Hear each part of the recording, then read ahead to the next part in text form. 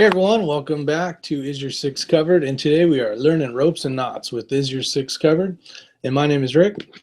Thanks for tuning in. Some of you guys will be watching this later and hopefully enjoy learning about some knots. So we're going to get started. I got the invites out and they should be coming in pretty soon. So we'll get started. Well, today we're going to learn about ropes and knots. We're going to start from the basics. We're going to learn about rope, different types of rope, different materials, different types of ropes to purchase for different types of jobs. We're going to talk about hardware, some of the things that you are going to need depending on what you're going to do with this rope, whether you're just tying a bunch of stuff in the back of your truck to doing some rock climbing or a rescue rope, or rescue stuff. So we will get started. We wanted to make people fall in love with coffee again. Hit this button here.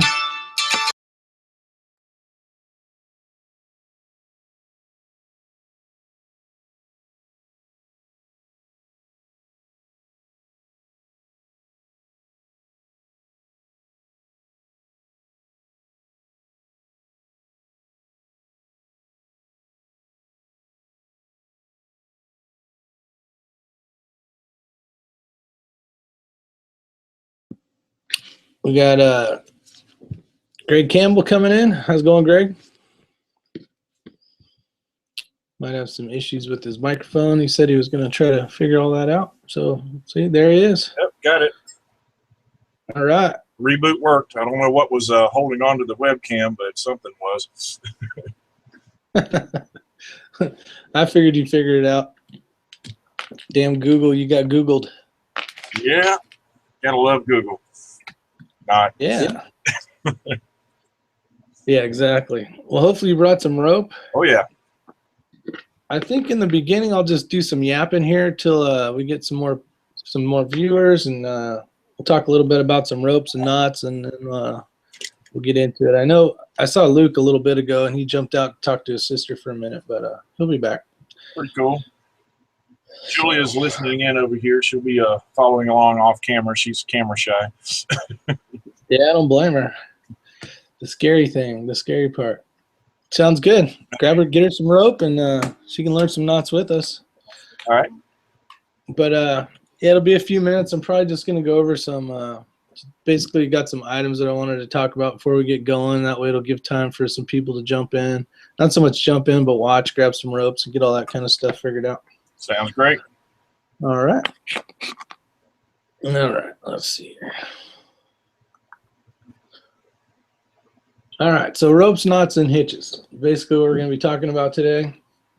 They're widely used all over the world. We use them from everything from tying our shoes to tying very technical rescues. So we'll get into some of that stuff, some of the knots you may know, which will be nice. Some of them hopefully you'll learn. The plan here is to learn about some knots, and it's also if you got some knots out there that you want to either learn, teach us, or whatever, we'll get you on the panel so you can also join in. But let's see. So basically some of the stuff that I'm going to do tonight is just, it's going to be a lot of rescue knots. It's going to be knots that are very well made. They're made so they're easy to untie, they're easy to recognize, and they're a safe knot. So a lot of knots take a certain percentage of the rope's strength and basically minuses it from the from whatever the load will. Go ahead. You say something? No, it wasn't me. I was just letting the dog back in the house. Gotcha. All right, so some of the types of ropes we're going to talk about. We're going to talk about stuff that you'd use on the water, stuff that you'd use out mining, whether you're cave rescuing, regular rope rescue, or just stuff that you may find at your local hardware store. Let's see what else we're going to talk about. So life safety ropes, basically what we coined the phrase as is ropes that are designed to carry a certain live load meaning a human or a person. So I'll give you a good example, and we'll get into some more of this later, but this is 1/2-inch kern mantle rope. Okay, and we'll get into what kern mantle means and all that kind of stuff. But inside of the rope, there's 12 strands on this one. 3, let me double check. 4, 5. Okay, so there's 12. So right here in the back, one of the things I wanted to make sure you talked about was kern mantle is a German word. Kern meaning core, and mantle, what did they use the word as the jacket is the term they use. So here we go right here. Kern mantle. Kern being the core, so this is the core of the rope. And then mantle meaning jacket. Now this rope here holds 9,000 pounds, or did till it was out of service, so we cut it up into just utility line. But this rope used to hold 9,000 pounds or 2 rescuers. And when they talk about rescuers, each person is at 300 pounds, whether they are or they're not. They're considered 300 pounds, so the rope, basically you're looking for a 15-to-1 safety factor, but after you tie a knot into it, and we'll get in it later, you won't end up with that. Now what's kind of cool is you'll see there's a streamer here, and if it's a life safety rope,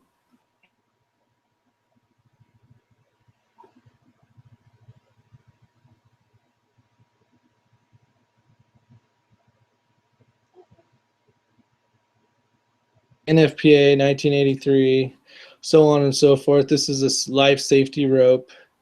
It tells the year that the rope was made.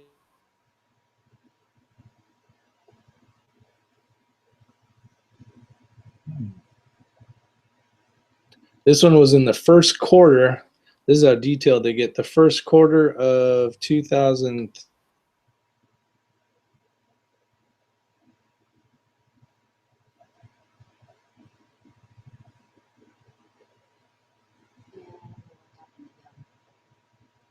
I'm not sure if it's our connection or his connection. I think it's his, because mine just went.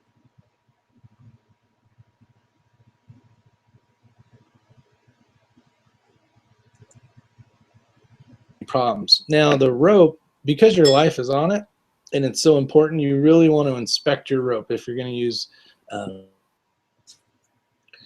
the reason why is fine looking rope right here, but you had a large blunt object that fell on it, you know, whether a big rock or something, and it didn't cut the sheath or the mantle, but it inside of it, the core, right, the kern can be completely sheared off. So the way we inspect a rope is we go down and we feel for any soft spots.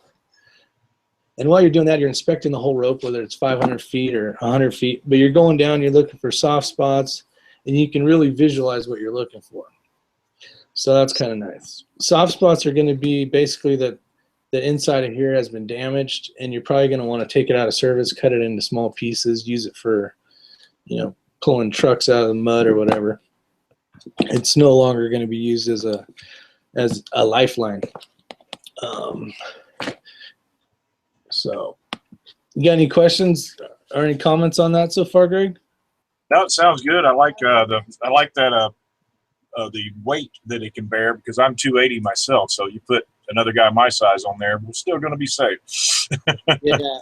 Well, and that brings up a good point too, Greg, is so this rope's 9,000 pounds. Now a rope gives a certain weight, right? So this one is 9,000 pounds, but they don't take into account a knot. And the knot, depending on what type of knot you use, will depend on what your percentage of the rope you lose. So every time you tie a knot into a rope, it makes it weaker. So what we do to make it easy is we basically say a third. So 9,000 rope now becomes 6,000 pounds. Okay. Now a 10-to-1. Now we end up with a 10-to-1 safety factor if we have 2 people on it. So we have the 600 pounds for the 2 people, and we have 6,000 pounds. So that means we'd have the 10-to-1 ratio. So it's nice to be in there in the fudge factor of having some safety, right? Yeah, exactly. Yeah. So, you know, this rope here is it's a nylon rope. The reason why, and I have some other pieces of different ropes, and we'll talk about them. But here on this one, here's the actual the mantle. It looks like a snake, kind of. Let's see what I get. But it's basically, here's how it's braided. It's going to be a lot different than braided like this, right? Gotcha.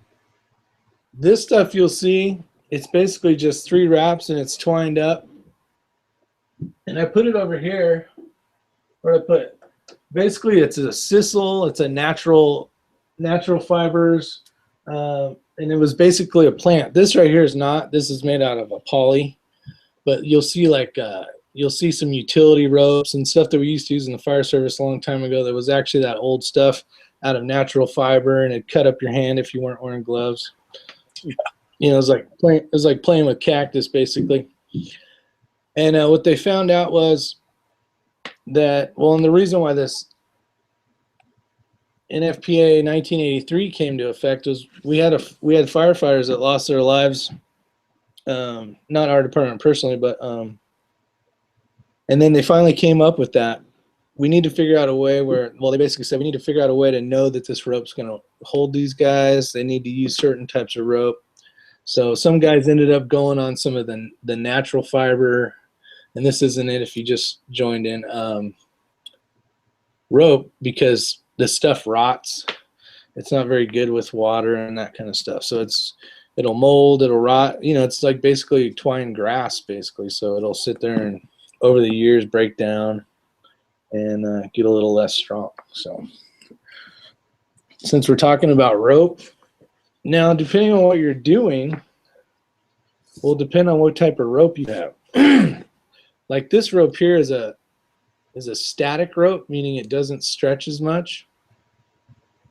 And they also make rope that looks just like this for the most part, that is a dynamic rope for rock climbing, that kind of stuff. And the reason why with rock climbing you want some type of stretch in it, not like a bungee cord, but basically similar to that, is as the climber's going up and he falls, it's not just a constant ouch.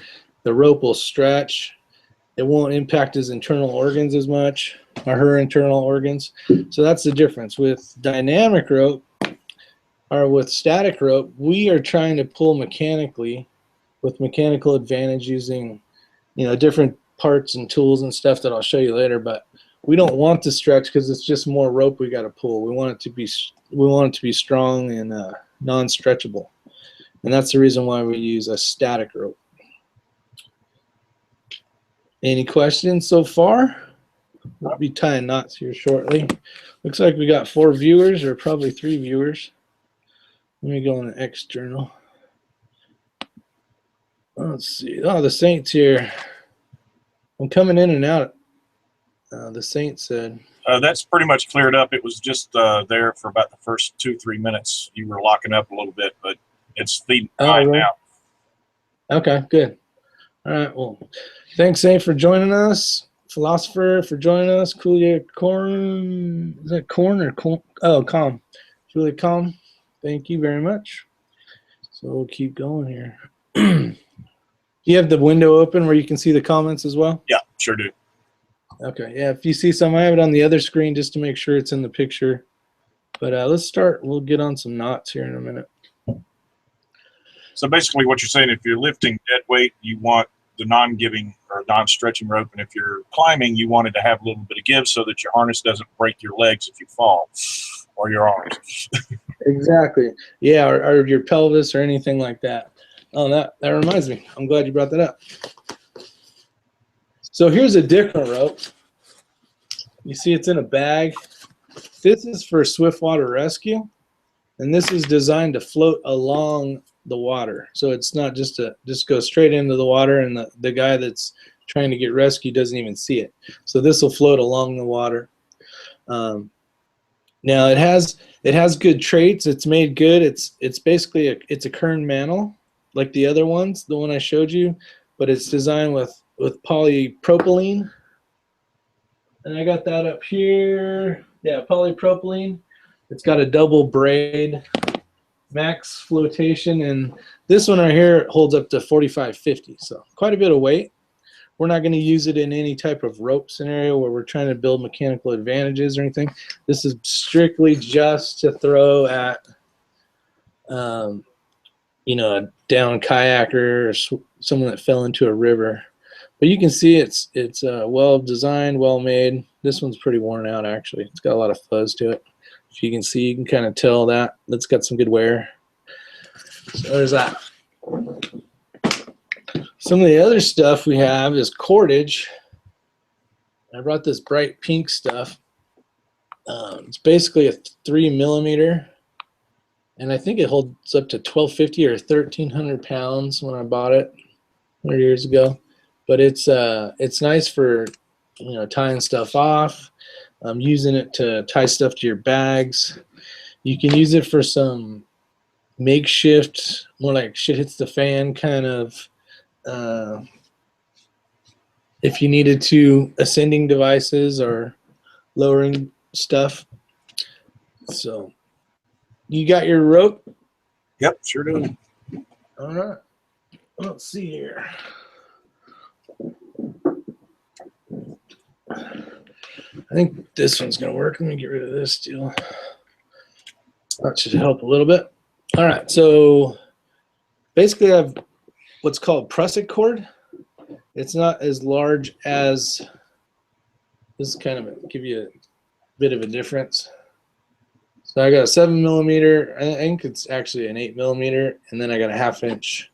So it's a little bit smaller, it's a little easier to tie knots with if you want to practice, but still pretty darn strong.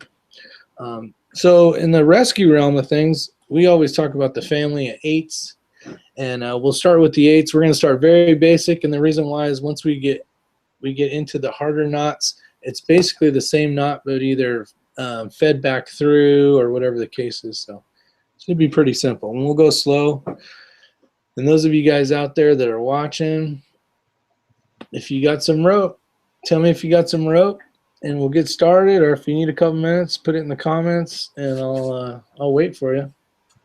Should be fun. All right. Using paracord here because it's easier to fit on the desk, but you know, the knots are the same. Doesn't matter what the diameter of the rope is. No, exactly. If you have paracord's very easy to work with. It's very nice. Tying some of this larger stuff is kind of a pain in the butt sometimes, especially if you're not familiar with it. And when we tie a knot, if you can't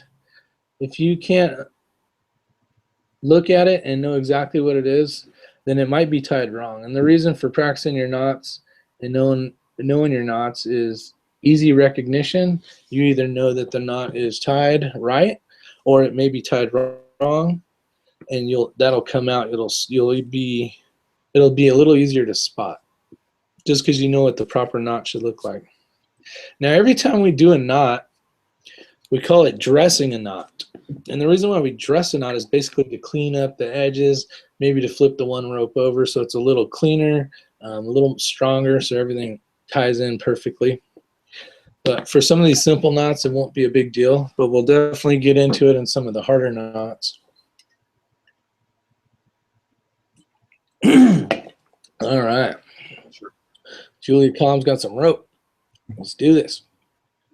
Let's see. All right, so the first knot is going to be very basic, like I said. And it's going to be, you're basically going to make an 8. Let me back up. So do this. Hey, Greg, on your screen, is this the right? The shorter piece is on the left on my screen. Over here? To my left. Okay. To your left. Yeah. Okay. Some knots we do later might be a pain in the ass because it might be backwards. Now tell me if this changes it. Tell me if that changes it. Nope, still on the same side. Still on the same side. Okay, so it doesn't matter if I flip the screen or not. All right, so this camera mirror things. You'll grab the bottom or the short end. and you'll go around. It's touching on here in front of me, and then all the way around, and go through, and you'll end up with an 8. Let me try that again. That didn't look right. All right, go around the front, all the way Yeah, you around. have to go all the way around. If you don't go all the way around, you end up with a granny knot. And a granny knot looks like this. It's just that's a granny knot. Gotcha. Or this is an overhand knot. Yep, you got a figure 8. All right, so a figure 8 is a knot that is designed for many things. Well, not many things, but it's basically the foundation of what you're going to learn today, and also to use it as a stopper knot. So if you're rappelling down a mountain, right? Mm-hmm. You throw the rope bag over. You got your anchors all set up over here. You use one of these devices to lower yourself down, whether a brake bar rack, which is this one, or an 8-plate with ears. When you get to the bottom of the rope, say you threw down a 300-foot bag of rope, but it's a 500-foot cliff, right? You can't really see over then. You just threw it off the cliff, and you're going down, and then all of a sudden you're falling down because there's no knot. Well, that 8 stopper knot would have got jammed up in here, and it wouldn't have let you fall. So they call that a stopper knot. Or you could have went through here. You're basically probably going to feel that last knot, and then it's going to be too late, or you're going to jam your hand into the brake bar rack, which would hopefully be the best option than falling. But a stopper knot is what it's for. And if they did it right, or most people do it, they'll tie it through the bag, so you'll have that big old empty bag at the bottom as well. So the stopper knot, let's do it one more time, just to make sure everybody's getting it. Dish, what up, girl? Is your 6 covered with knots? Hey, you guys, come share. Come share. So here it is again. Basically go through, and you got yourself an 8 stopper knot. All right. Pretty simple, right? Yep. Not too hard. Not too hard. Okay, it's only going to get harder. No, I'm just. Well, in a way, it is.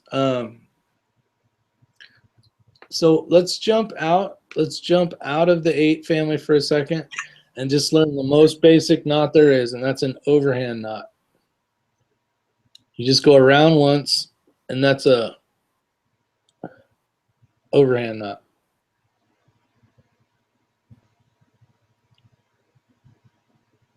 So, yeah. There you go. So the reason why we're going to do this knot, and it starts low, is we're going to do a double fisherman knot later. But then, so I did it once, right? So this is an overhand knot. Then go twice. That's a double overhand knot.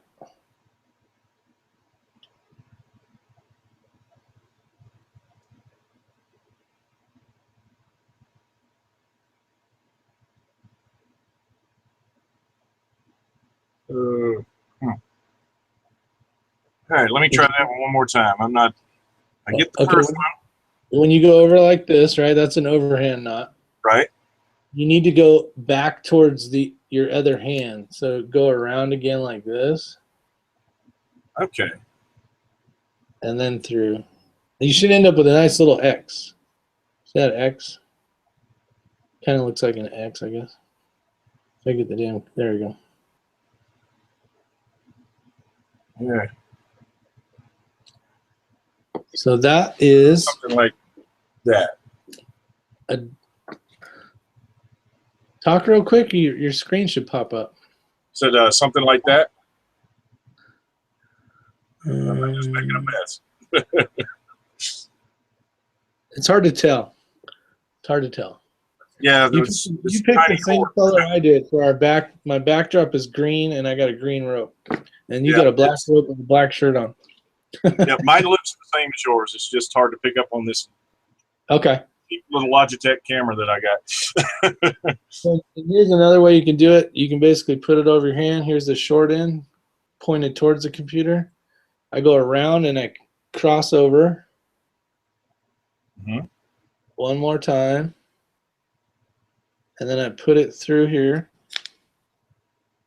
And before I tighten it down, it looks like that.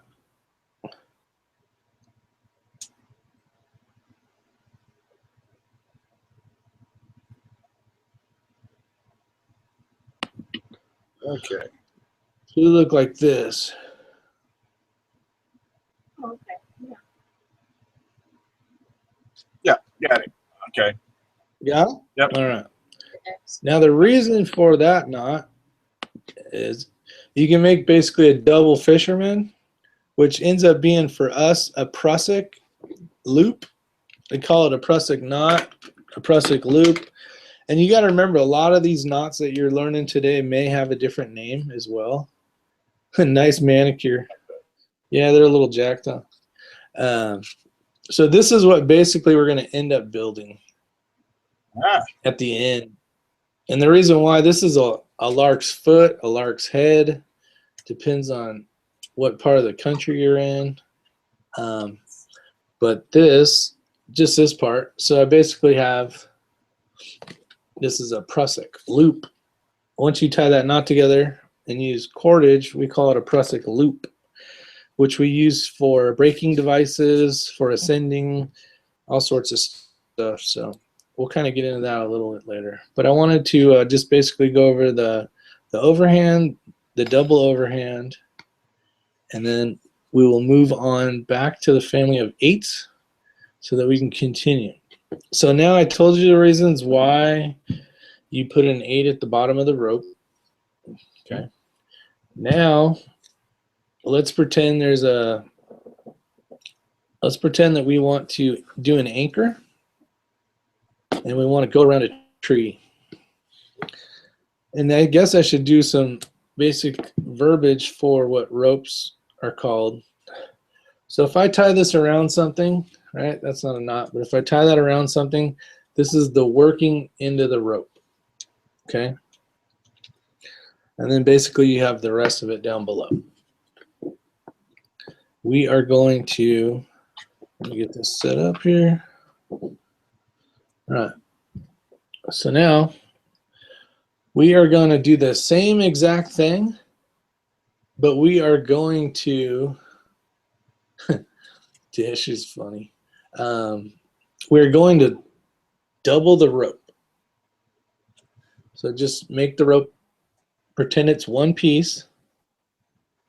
Okay, it's one piece like this. Remember, it was one piece. You went around like this, and then you went like that. So double the rope, and then you're going to go around and do the exact same thing. But now you're going to end up with the bite at the end. And this part right here is called the bite.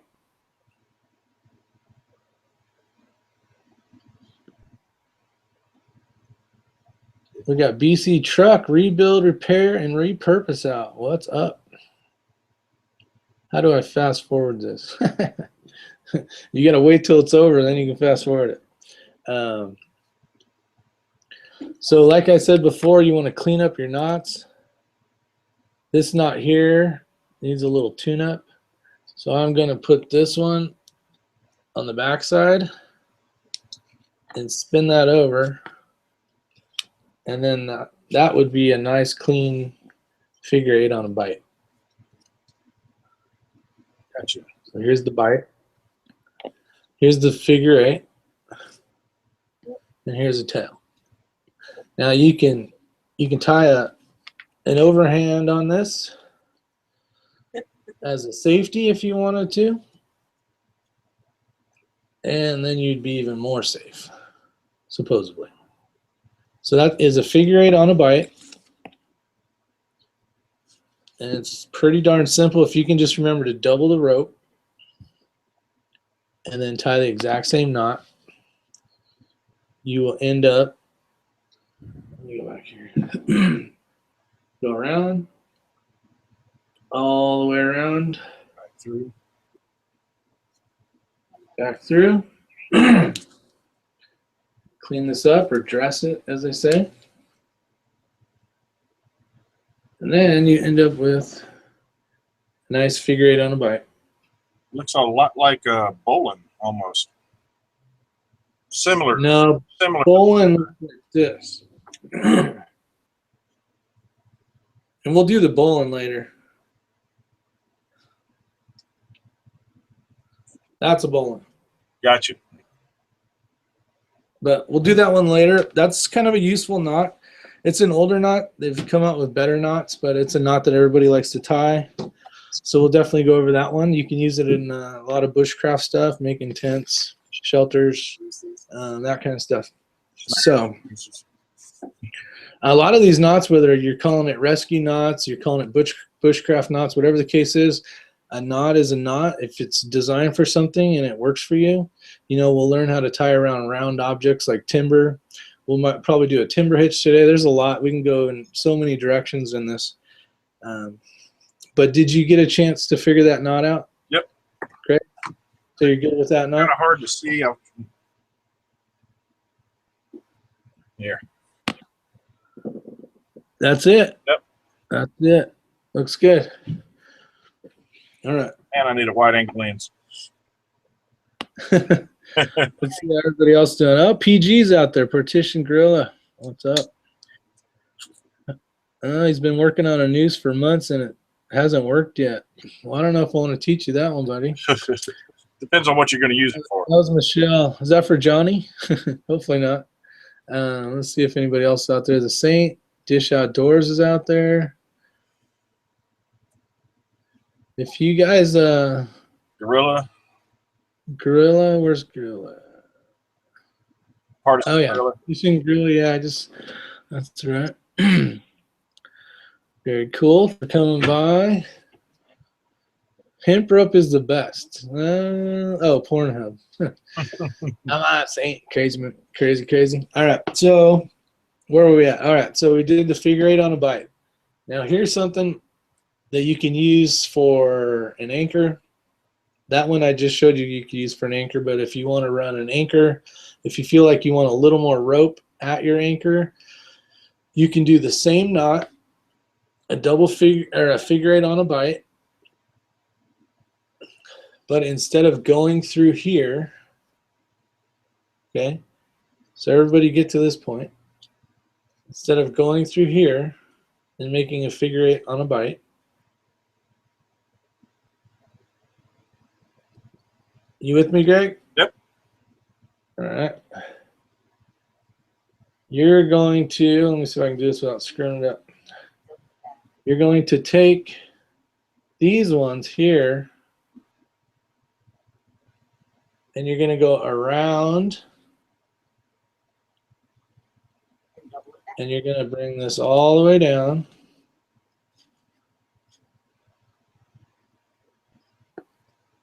And that is a double figure 8 on a bite. This is where you would attach a carabiner. What else carabiner? There's an old one. And that would be for your anchor. I don't think I'm doing that one right. So this one will tie again because it is a little confusing. All right. It's easier to make a big loop. Yeah. And I'll back up so you can Pick see it up it. real good. But I'll figure it out. I got large hands. All right, so here we go. Grab a lot of rope. So I have 4 pieces. I have the one with the bite here. Then I have the tail right there. So I'm going to go around. Okay. And this is where I'd go through, but I'm not going to go through. I'm going to grab this. I'm going to grab those in there. Take this all the way over. Put that down at the bottom. And then where's the light at? There we go. And then you're going to end up with that. And you'll have 2 of these. The Easter Bunny. So that is a double figure eight on a bite. Okay. Just don't think I have a long enough rope to get around my big fingers here. Story of my life. But this is what it looks like cleaned up.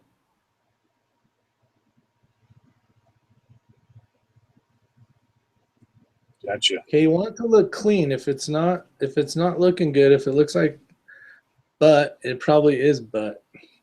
So the cleaner the knot, the easier to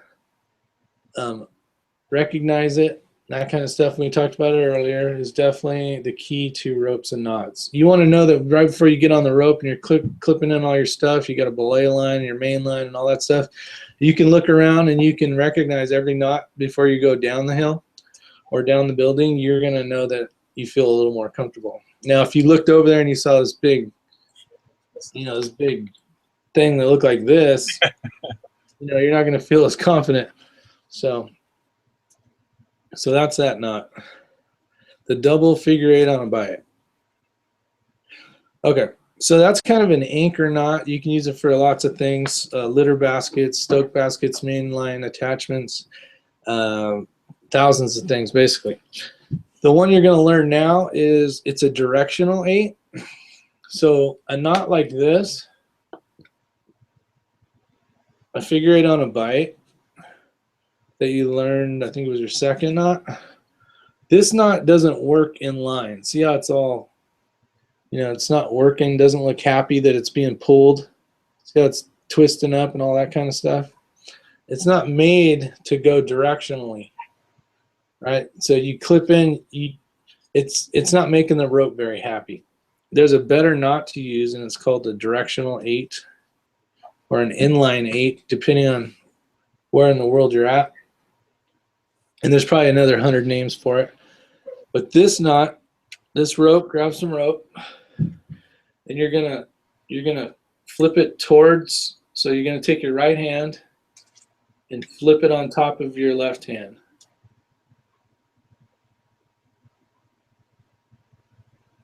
You there, Greg? Got it. And then you're gonna flip it under and over and catch it right here. All right, so you got rope. You're gonna flip it over. You're gonna twist as you go. I'm doing it fast just so I can get the right thing. We're gonna end up with this, and I'll do it again. I know I did it fast, but we'll get through it. See this rope now? See the knot's not getting all twisted and jacked up and looking like it's compromising the tensile strength of the rope. So this knot's an inline knot. So you can make them where they point up, point down, depending on what you want to do. You could use it for a fish stringer if you had a bunch of fish and you're going to fry it in your house. All right. Right dish, you're going to fry it in your house and you wanted to build a stringer, you could make a bunch of those loops along down a piece of rope and you'd have yourself a stringer. So what we'll do is we'll grab the rope again. Let's see, I'm trying to get, what the hell is it? You're going to flip it over the top. Yeah. You're going to flip it all the way around and over. You're going to put it through the hole. Yeah, mine's doing the same thing. So I'm going to go, I'm trying to make it so you can see. Around and over. And now you'll know it's right if you can get the rope to come out the same part of this loop.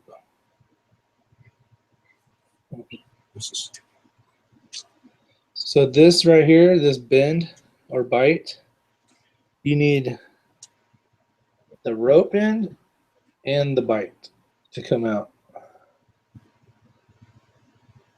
Now if you tie it wrong, this piece of rope right here will come out over here, over the top, and it's not right.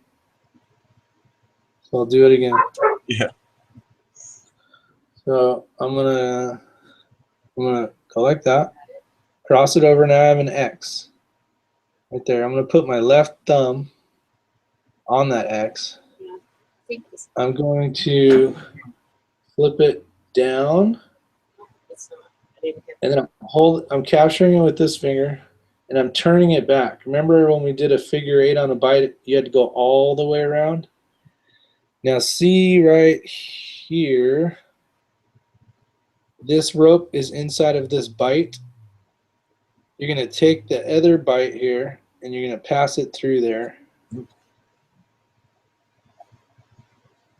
Let me clean it up.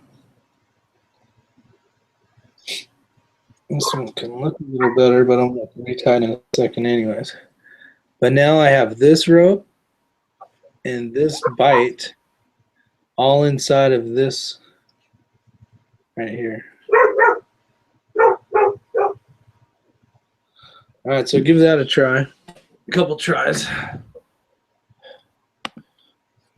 And Greg, you get to entertain for a minute. I'm going to use the restroom. All right, man. Be right back.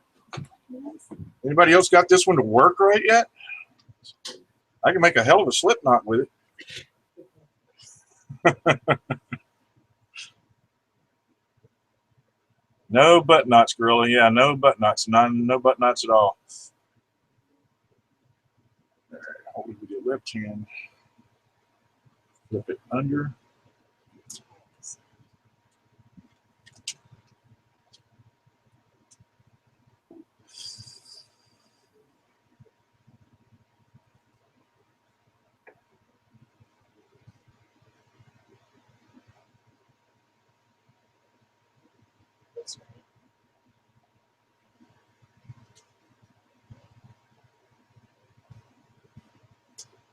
I'm missing a key component in here somewhere. So Yeah, but this keeps. flip it over, right to left, make an X, hold it with your left hand. This flips under and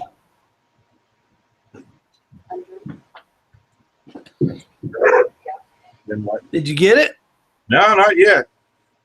All right. Well, guess what? We got a lot of time. This paracord, if you're trying this at home, get some thicker stuff than paracord, because paracord gets all twisted up and wants to curly cue on you.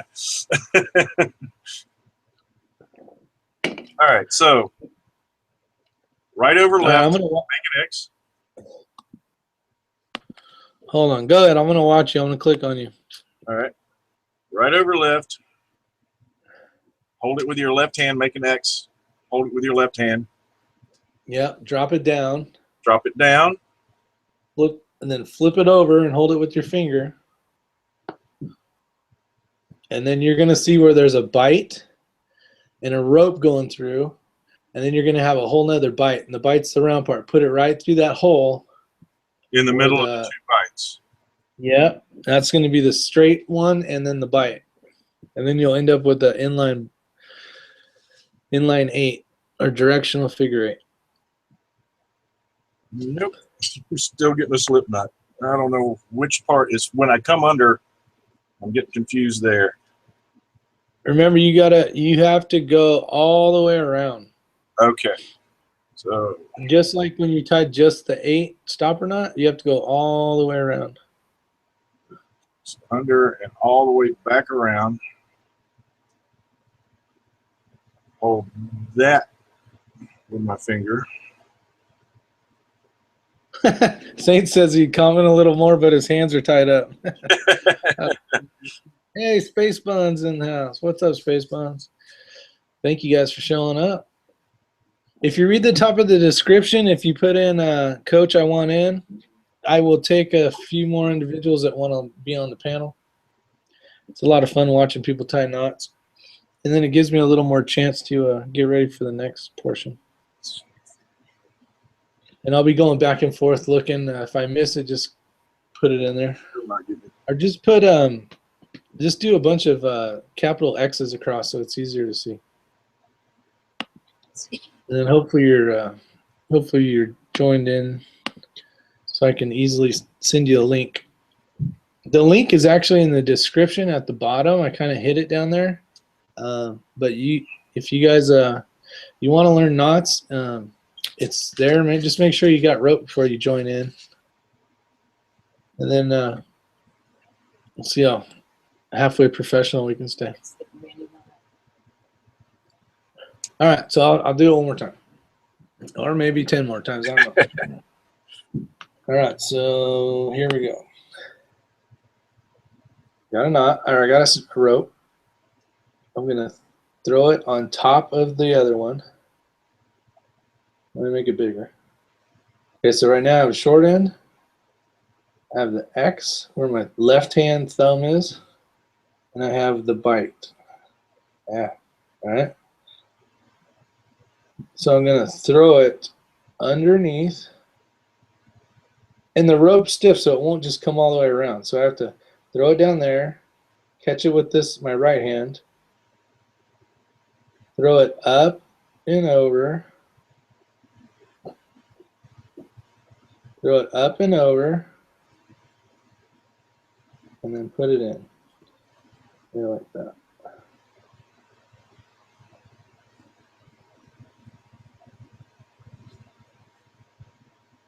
It should look something like this, minus the color of the rope. You probably have a different colored rope. Or, if you act now, it may look like this.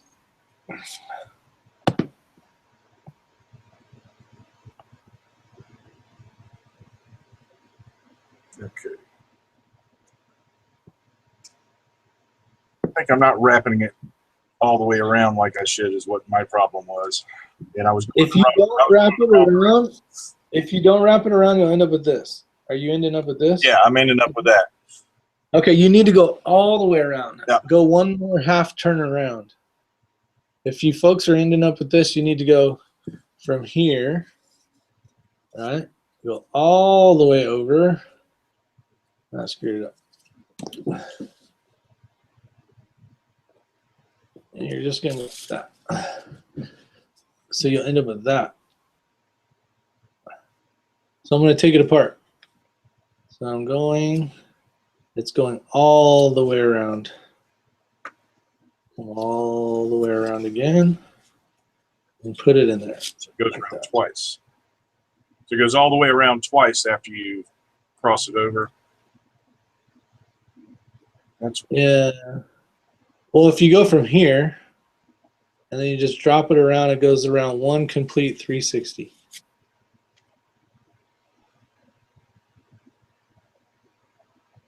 So it's more like that. mm-hmm. And that is a directional 8 or inline 8. And I still end up with a slip knot. Told you I can barely tie my shoes, man. That's all right. I'd rather you be here than someone that knows all the knots. It's more fun to teach than to watch. What is on? Oh, that's from my rope. I was like, what the hell's all this dirt on my keyboard?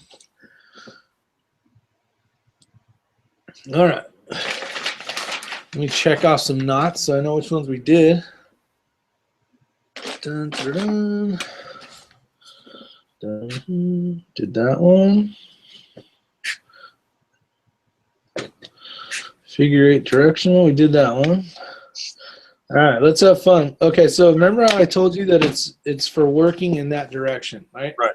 So whatever the point was, it has to work this way. Okay, does that make sense? Yep. Okay. You don't want to go back that way.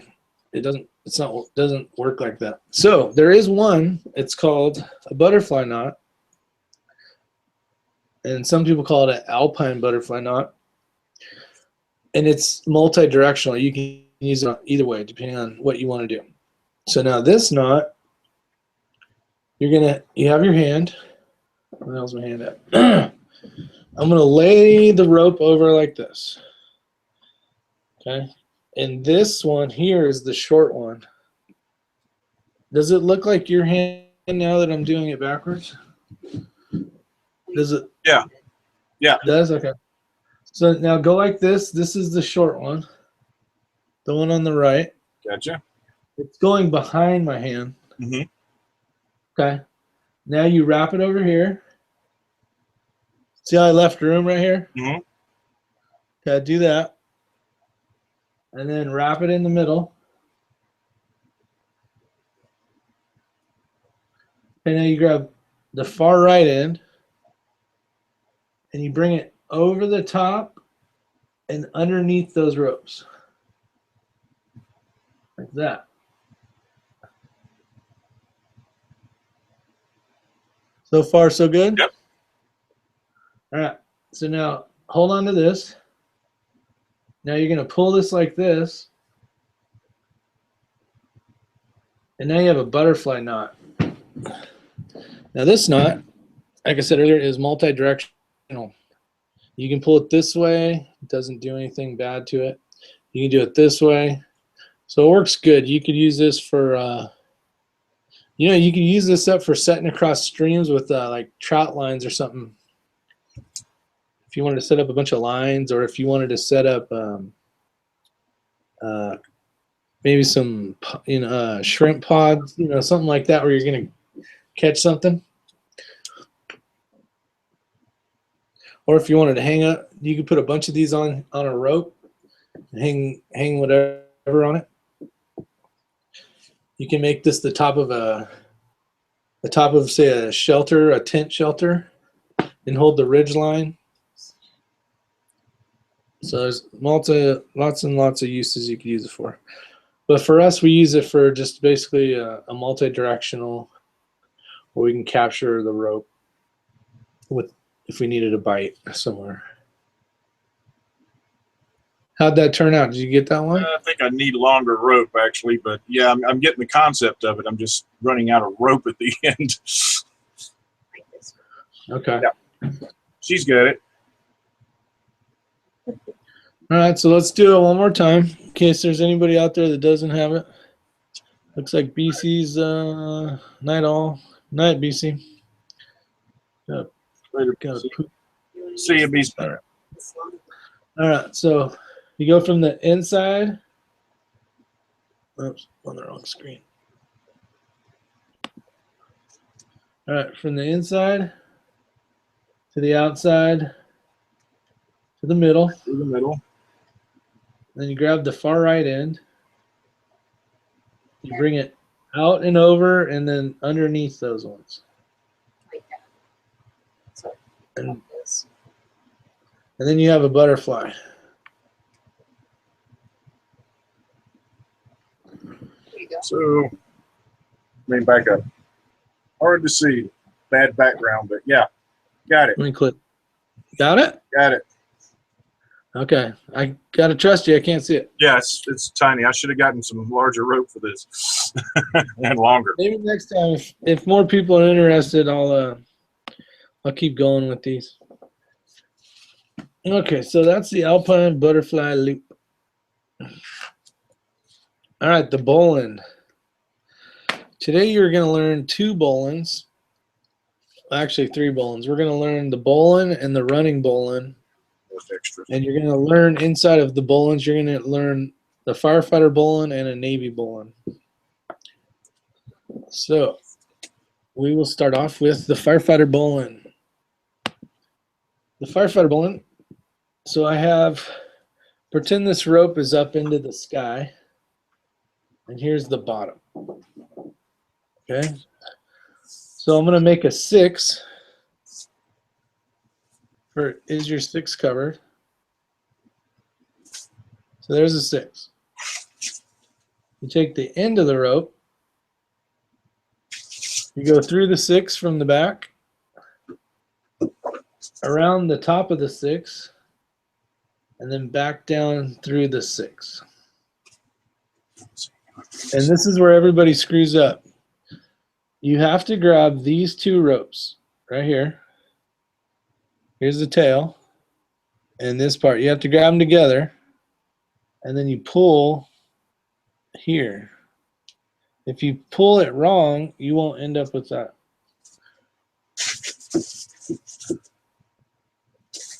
That is a fireman bowline. Now the only difference between the fireman and the Navy bowline is this tail right here. The tail right here would be inside here. It's because I would have wrapped it the other way, and then the tail would be in here. And I'll show you the difference here in a sec.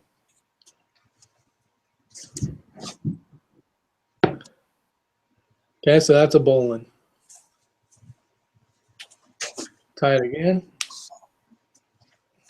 If you guys out in the external, if you get it, say got it, so I can tell how awesome you are. All right, so they got a, yeah, the loop. You go around, then you have to grab these two. Can't get in the right spot here. All right, you have to grab these two, and then pull this one. There's the 6.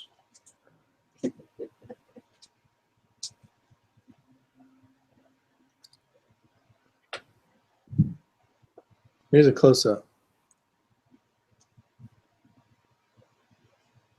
Here's the tail.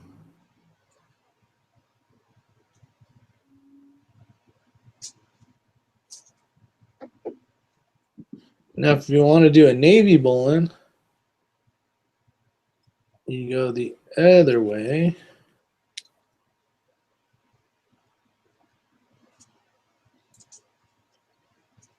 Now the tail's inside. Right here. It's inside instead of outside of the loop.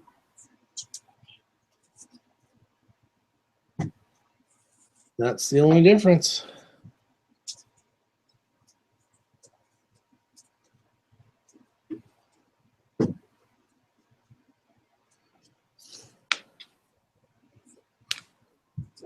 Let's see, going back out to the external, so you got it. I keep running out of mouse cord. Oh, that's funny ass shit. PG's got it down. Whew. Shell likes teachers. If you guys are interested, in the description, you guys can get in on this panel. Just make sure to bring some rope. Get a rope.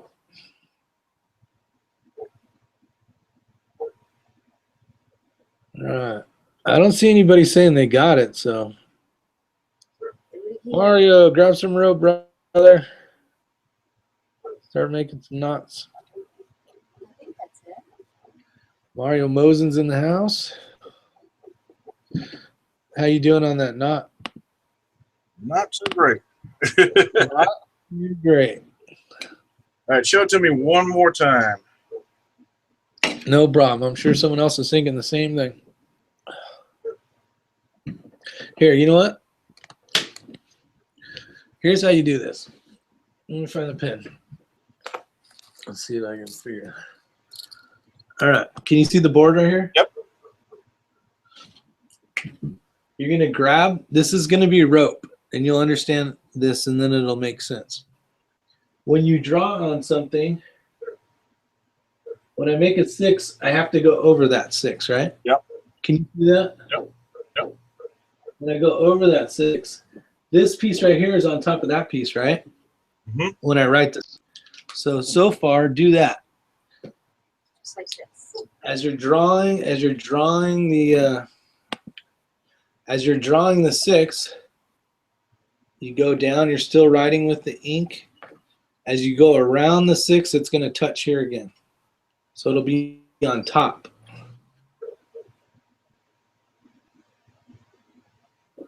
Okay, so I'm drawing the 6, and then it's on top. Like this. Gotcha. Does that make sense? Yep. Yeah or no? Yeah. Okay, so now I have the 6. Here's the top of the 6.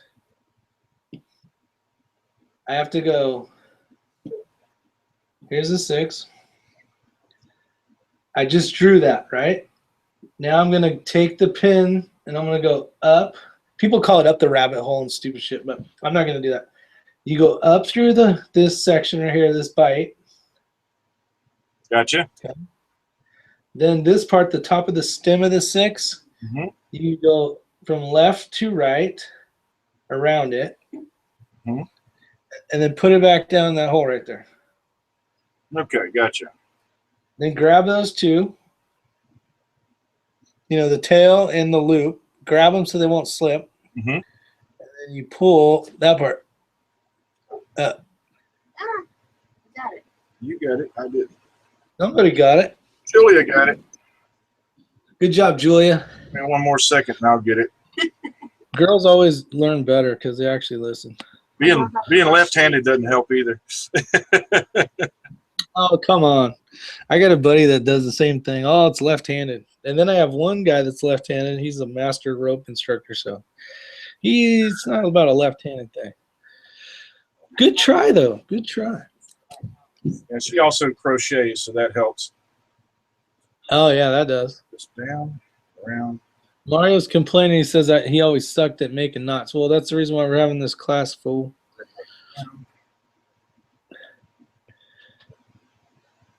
Because I was drunk. 2.5s here. What's up?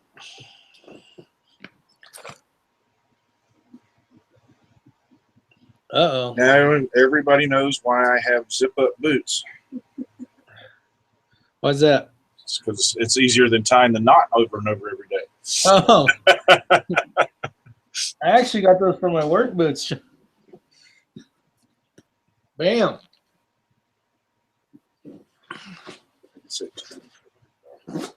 Got to be able to get in and out of them fast.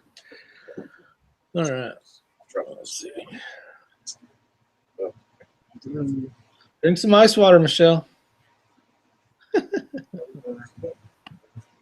right. Let's see here. Who's good? I still don't see anybody that says they got it. Michelle says she's burning up. Not into football that much, said the Saint. And that's some sexy rope tugging. Oh, geez. Dishes back in action. Gotta love those girls. They're fun. Let's see. Top about 6.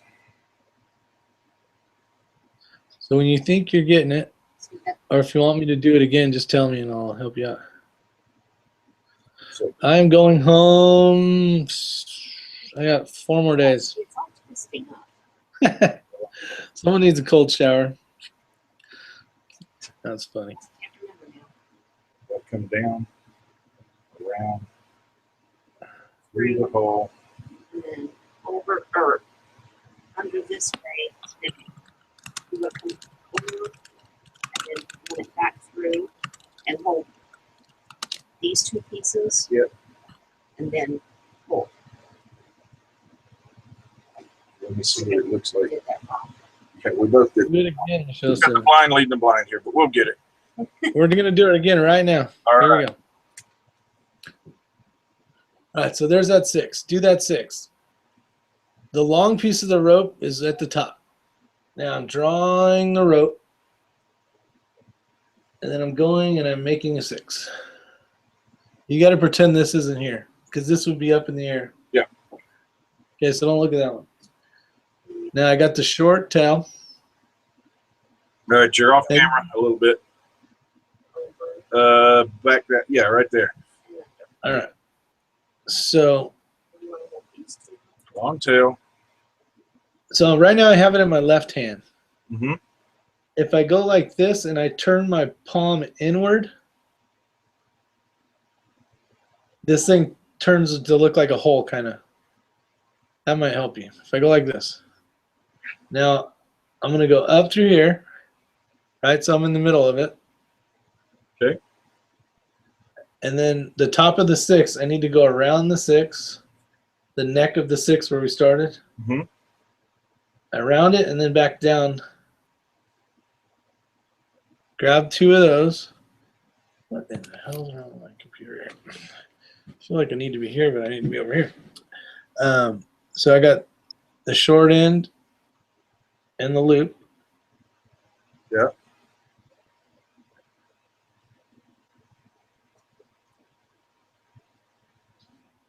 Nope. Yep. Nope. Nope.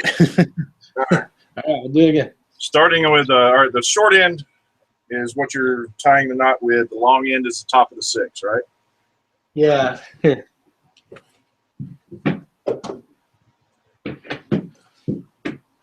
All right. So I'm drawing. Okay, with the pin again. Drawing, and I go across. Okay. Then I grab this end. Mhm. Then I go from the back. To the front. Now, not this way. Right. From the back towards me. Yeah. Towards you. Around here. So around the back. And then back down. No, you're grabbing. You want to grab this side. Where it goes so I can untie it. All right. You get it? It's because the paracord. Yeah, the paracord keeps twisting on me, so let me try that one more time. Hold this up here. Get somebody to hold this top part of this cord. All right, so I'm drawing the 6 this way. Okay. Go on screen so they can see it. If you can. I don't know if anybody can see I don't know that. if anybody can see it with my color choices in the background.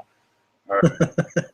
So you take the short piece, It goes through there. goes through the hole. Actually, that's the long That's, yeah, with us it's the long piece, but that's okay. Through the hole, round. around Yep. the piece, then back through the hole.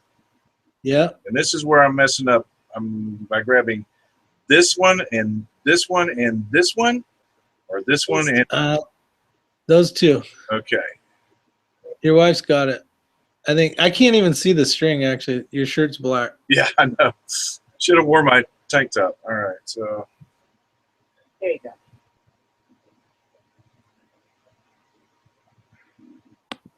let me have some more of this. Okay. That part right there. So, which one? These are the two I'm pulling on. Hey, you guys out there in the external, if you could be so kind, I know a few of you have shared it a few times. If you guys can That's all what I'm messing up. do some sharing, I'd appreciate it. So, That would be awesome. Keeps twisting. I don't even have one thumbs up. What the hell's going on around here? Someone go to Walmart and get the man a rope. All right. All right. Someone said try to. Let's do it again. So who was that? Why are you using a shoelace? Mario, he's using some P cord. It's just it's hard to see. Yes, Saint, these are the easy ones. Dish Stay says shirts off.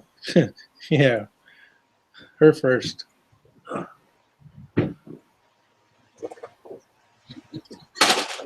All right.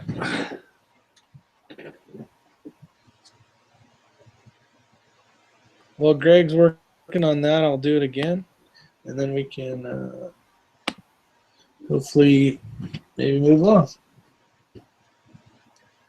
So the ropes goes down and around. Yep. You grab the rope, the end of the rope.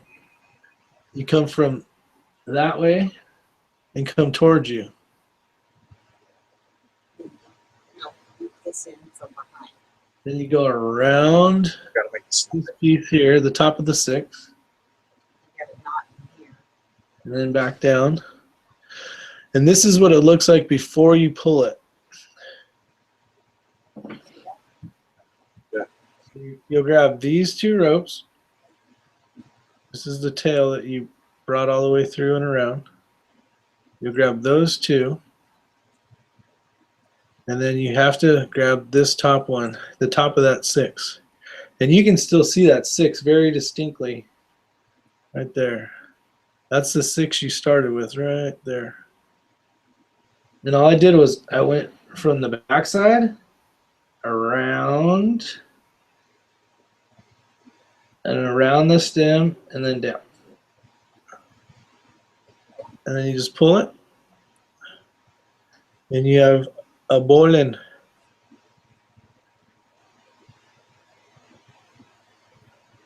So we'll move on. If you haven't figured it out, Yeah, finally got it.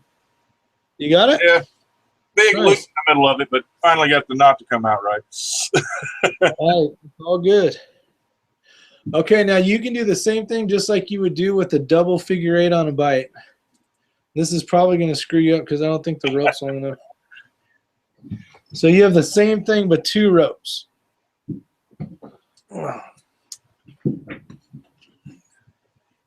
Okay, so here's the end. This would be like if it was just the one piece.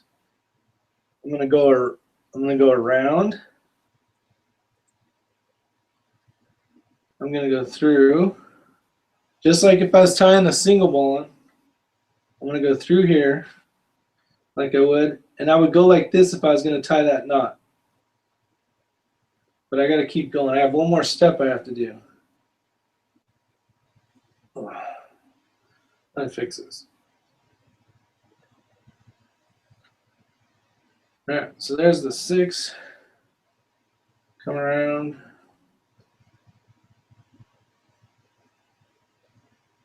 Now I'm going, the only difference with this one is I'm going to take this bite, I'm going to wrap it through these ones.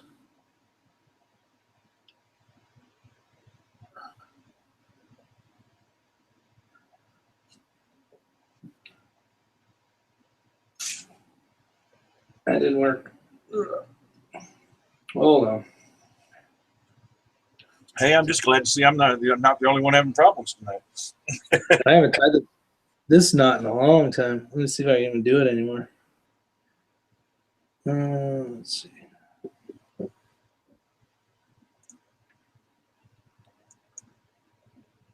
think it's go like this, actually.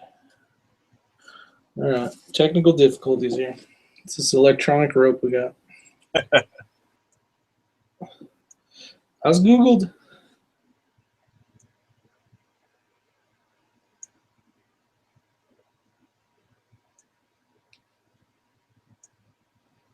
I had to hell with it. I need to sit down and try it here. It's just basically a double. And the reason why the bowline's not so much, that's the reason why you'd use the other knot. So it's kind of a knot that got extinct. Still a good knot to know, but for some reason I get my head up my butt. Let's see. All right, that's what it would look like.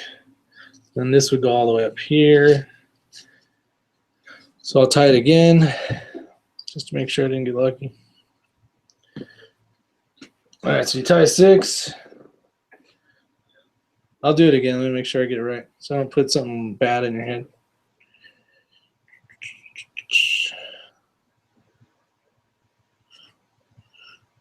All right, here we go. It's basically a double bowline.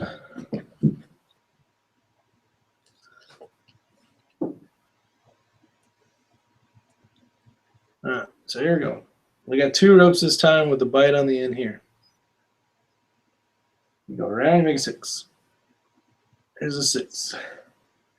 You go through, around, Back through.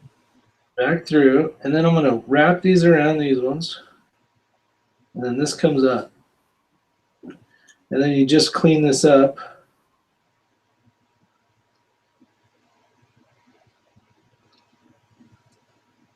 And you got to dress it so it looks good. Takes a little longer because got a lot of ropes to deal with. But then basically you end up with 2 ropes here. Gotcha.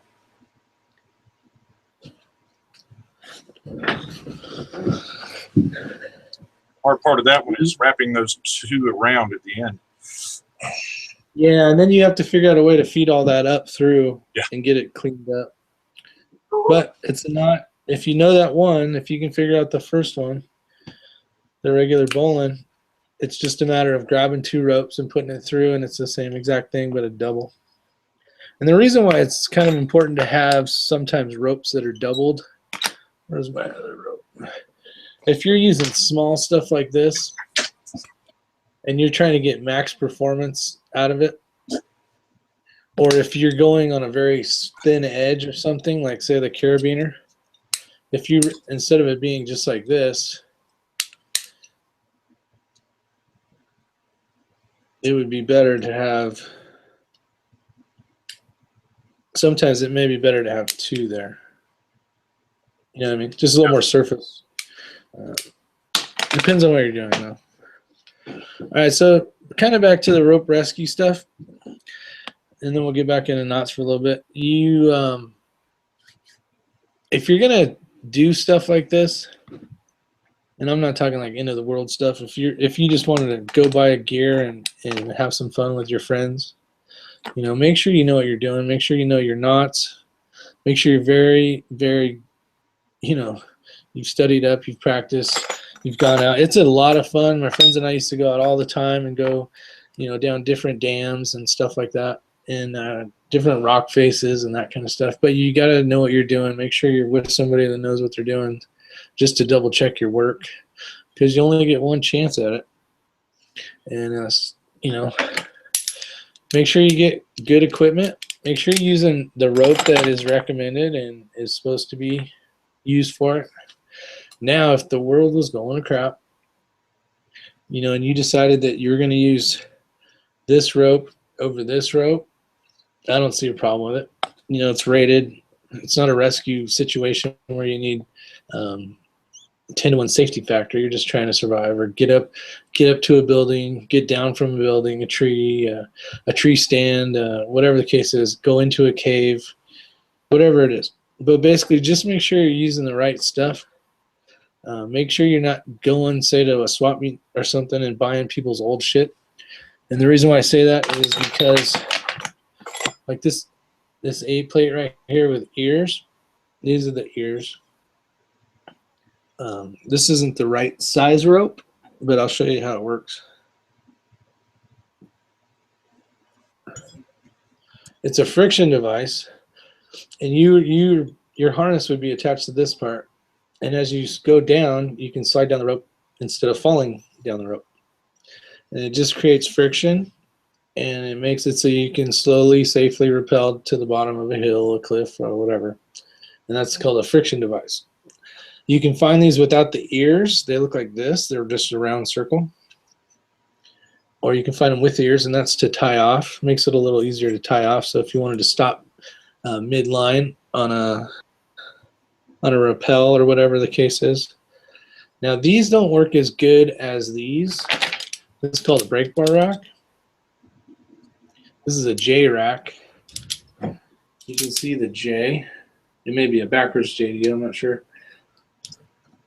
J. But these open up. These are spreader bars. Okay. And these work really well, but you can put them on wrong and you can kill yourself with them. So you got to know what you're doing with these things. Okay. This is a hyper bar right here. You can capture more friction. And I'll kind of show you how it works. See this little dimple right here? Mm-hmm. Okay, see how this piece can open up this way? Yep. Okay. So you want to put the rope along the dimple, and then you would come around and you'd put that in there. Then you'd have to go this way again to feed it right. Back through. Okay, so as it's going, I'm clipped in right here. This would be to my harness, just like this one. Mm-hmm. This is where you clip in your harness. As this rope is lowering through, as you're going down the rope, all this is just friction. You can add more friction here. What makes a brake bar rack better than an 8-plate is if I'm going to do a rescue, or if I'm not going to do a rescue, this will hold my weight, no problem. It'll be a nice, comfortable descent. Okay. Now I go down a shaft and I need to rescue a victim, and I add his weight to my weight. I can't add friction once I'm already on this. Does that make sense, Greg? Yeah, it makes With a lot of this sense. one, I can go, holy shit, that guy's big, and I can just keep adding bars. Like, dang, he's big. You know what I mean? And I can just keep come clipping. out and get me. Yeah, and I just keep adding them. And Yep. then the closer you can spread these out if you want to rappel faster, less friction, right? Or you can Right. jam these. You can jam these up close like this. And this hyper bar right here, this is up towards the top of the mountain or whatever. Right. And then this is the bottom. You can wrap this around here and suck all these together, and it'll make you stop. So you can tie this off, and then you don't have to worry about having too much weight. Where this one, people get into trouble with an 8-plate. So these are a little more, but you can do a lot more stuff with a brake bar rack. Now this is a J rack. They also make a U rack. Okay, so here's a J. You saw the J. Mhm. This is mostly for a single person, made for a single person. A U rack has another nut right here. So this is cut off of here. Looks like that. And you clip in here. And now you have two nuts. See that right there? Yep. There'd be one right here. Because what will happen is if you get too much weight on these will separate like that. If you get a shock load or something, if you're trying to use it as your main system, like say with some highline stuff where you're getting massive loads, this thing can rip apart. Yeah. So that's that. That's just a little bit of the hardware. Now, if you had to have something, anything, say you had to go very minimal, because this stuff's pretty damn expensive, you have a couple options. Let me grab a carabiner.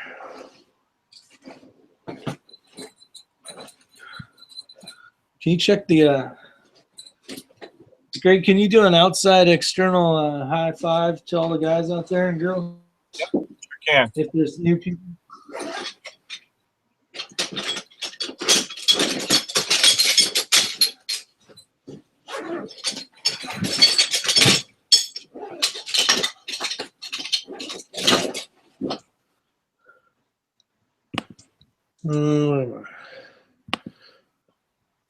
All right, it's all you. I'm gonna grab some equipment here. Gotcha. Do we get anybody new coming in? Yeah, we got Because and let me see. Let me scroll up here. BRYMCKOWN. Brian? Yep. I didn't hear you. So because I was drunk 2.5 and Bry's on, jumped on. I'm not seeing everybody else has been here from the beginning, I think. Saint and Dish. Oh, Brian McCown. Yeah. Cool. How you guys doing tonight? Got Mario out there. Didn't see Mario sneak in. There's a link below, guys. It's in the description if you guys want to tie knots. Okay, so here's that. Orly and Knuckle Mac snuck in on me. Yeah, Knuckle Mac. Who else? Mario Mosen. Yeah, I saw him. That looks like everybody. If I missed you, yell out. I'll call your name out. Okay, so the silver devices Dish was asking about, this is called a brake bar rack. And this is a U one. So here's the difference. See how that one has 2 on the end and the other one just has 1?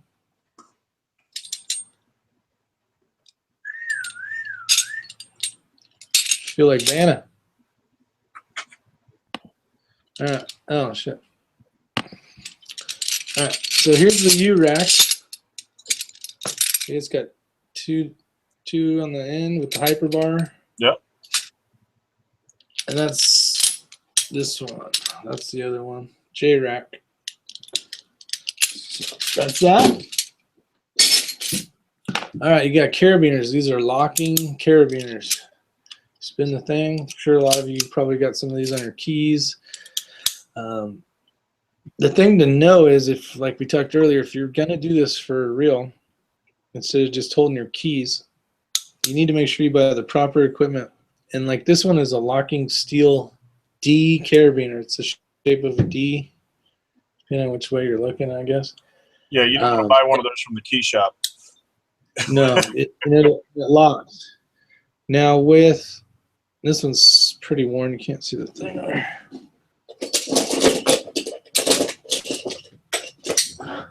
So this one is made by Petzl, and it's also a locking, and it has a red. It had red paint. We use a lot of this stuff a lot, but you'll see the red paint showing. Hey, dummy, you gotta lock it, right? Okay, these numbers right here. These numbers right here mean a lot.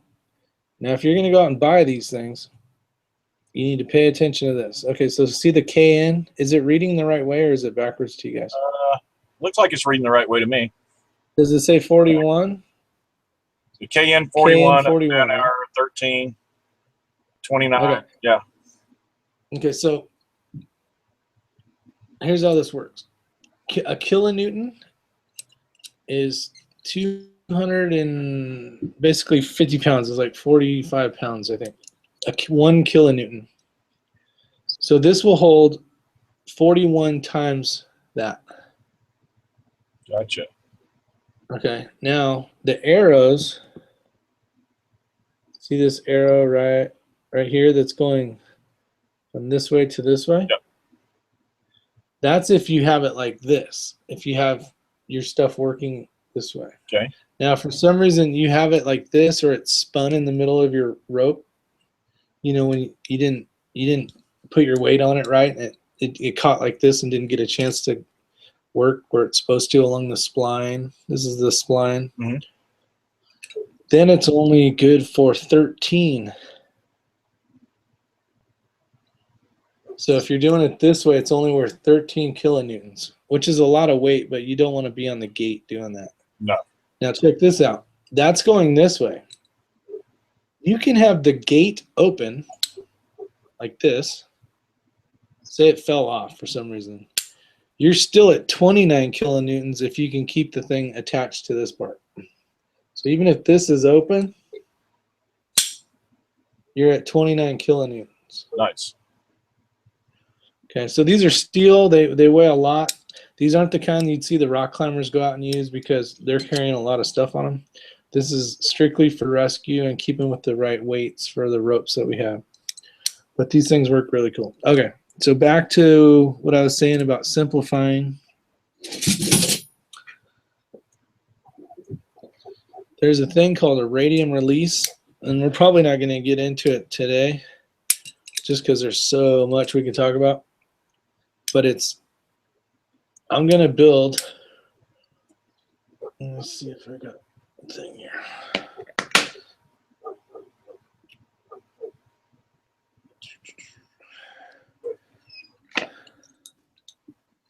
Dun, dun, dun.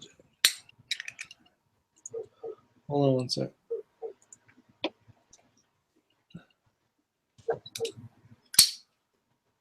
All right. So now with minimal gear, I can build this.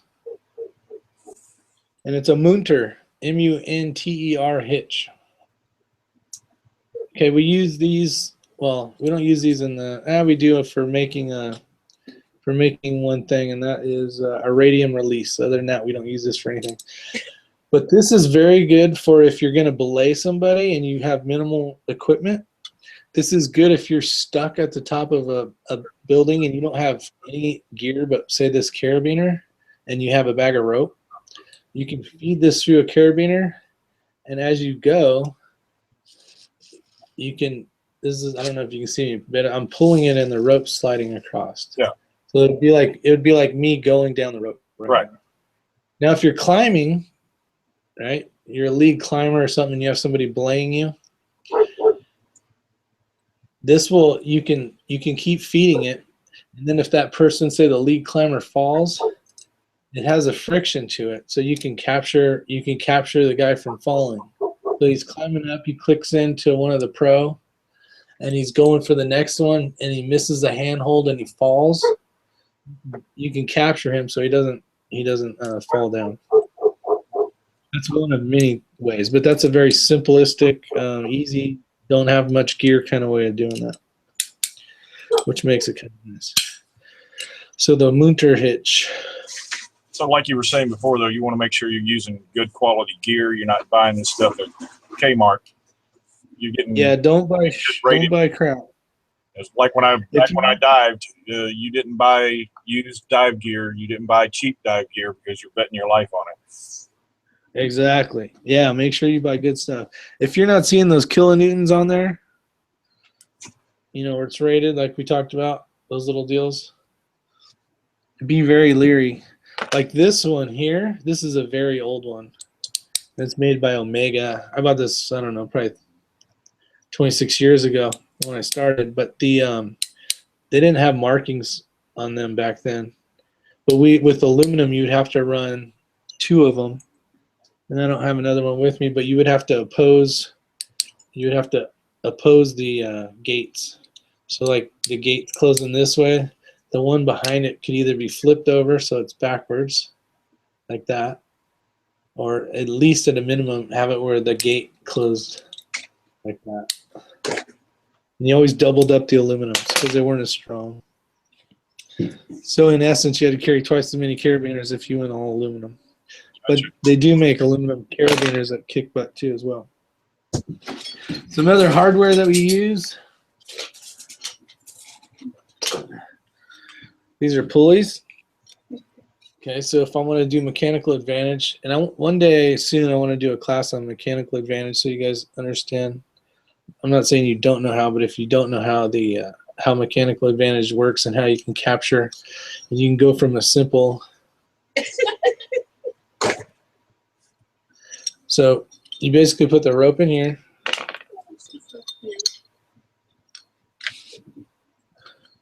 You close it up, and then you have a pulley. Nice. And these ones are set up for prussics. And the reason why this is right here, these ends, instead of looking like this, this little end right here on both sides, this is called a prussic minding pulley. And so you can feed the rope through, but then this would be attached up here. This would keep you from falling. Gotcha. But you can keep feeding the rope through. And that's what that's for. All right, so let's learn another knot. I'm sure you guys are tired of hearing me yap. Let's see. We got Stan Bunch in the house. What's up, Stan? Brian McCown. What else we got in here? Got 16. Let me refresh. Maybe. Are you sure you want to reload this page? Probably not. Yeah, why not? See what happens. Dun, dun, dun, dun. All right, so if you guys haven't had a chance to share, 4 thumbs down. What the hell? I just refreshed. Okay, well, it sucks to be us, I guess. No biggie. All right, so next one we will do is I'm going to teach you guys how to tie 1-inch tubular flat webbing. It's tubular in shape, and it's rated for 4,000 pounds. This is some of the stuff when we're not on duty, we use for, like, if we wanted to make a real cheap harness real quick. But this, if you go to your local military surplus store or something like that, if you can't do this, see how it's a tube? Yep. It's a tube, not a, it's black, so you can't tell. Oh, shit. If you can't do that, don't buy it. Unless you're going to use it for just like strapping for backpacks or something. If you want real stuff, you're going to see a line. Unfortunately, it's black. There's stitching down the center right here. You'll see a line. It's not so much stitching because it's all tubed. And then another thing they'll do is, let me see. Yeah, this one's the one. And this is still rated at 4,000 pounds, but they actually sew it right here on some of it. Before, there used to be one continuous piece this piece would be continuous all the way through here. One, just strands. It didn't stop and go.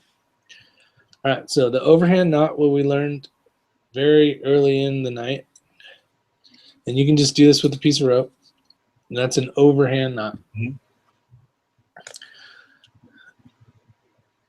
You have the other end, and you're going to go opposing the tail. So I'm going to go from this tail across. And this is about the only knot you really want to use with flat webbing. You can do some variants of it, but it's called a water knot. And when it gets wet and dries, it is a bitch to get undone if it's been sitting for a long time.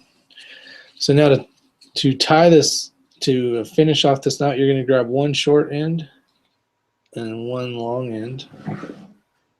Okay. You pull, and then a short end and a long end, and pull. And then you have yourself a loop. So you would use this stuff for anchors as well. You can make some nice anchors around trees or whatever the case is. Instead of buying these very expensive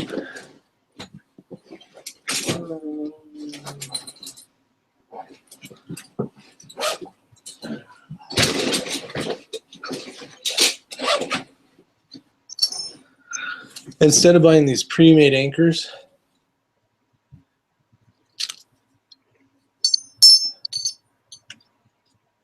that are already sewn. Can you see that? Mm-hmm. Yeah, they're already sewn and rated and all that BS. These are by CMC. But they come in lots of different lengths, basically from small all the way to extra large. They work really good.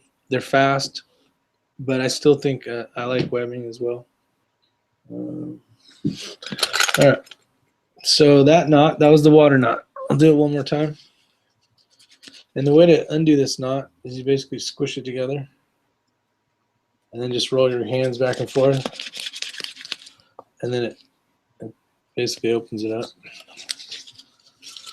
So the water knot, it's just one overhand.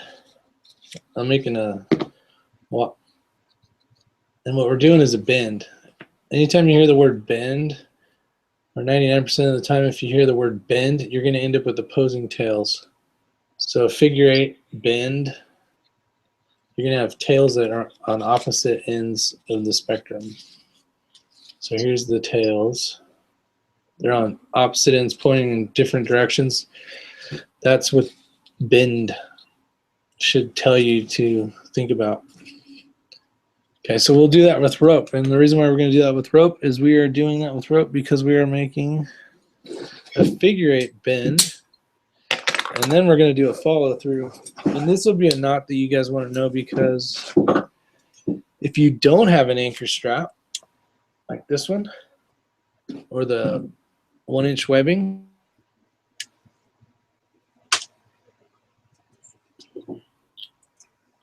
where's the end of it? All right.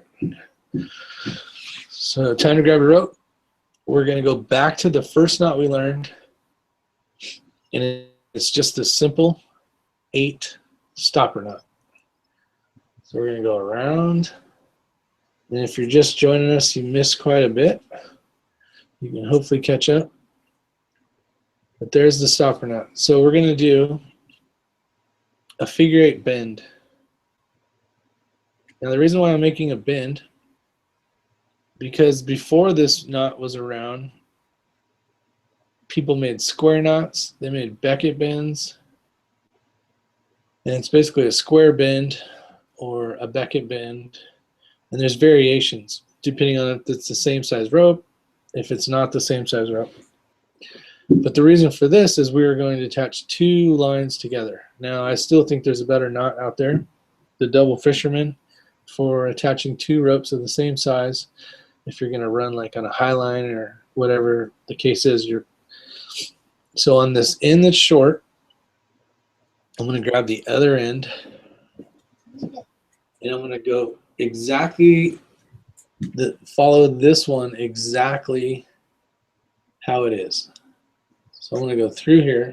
I'm going to mirror it exactly. Give yourself plenty of rope.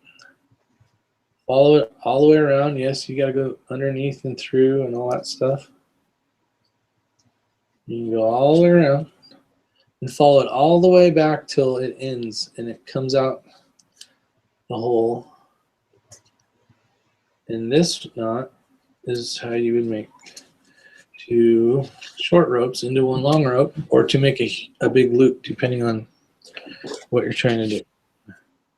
So you would end up with that. And we know it's a bend because we have 2 opposing meaning coming out different ends, the tails.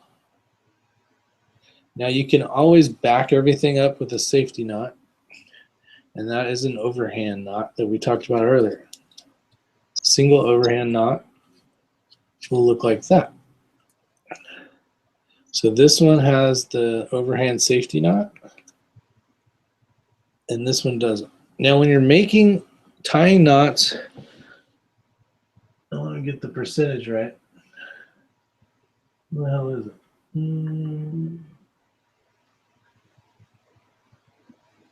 Oh.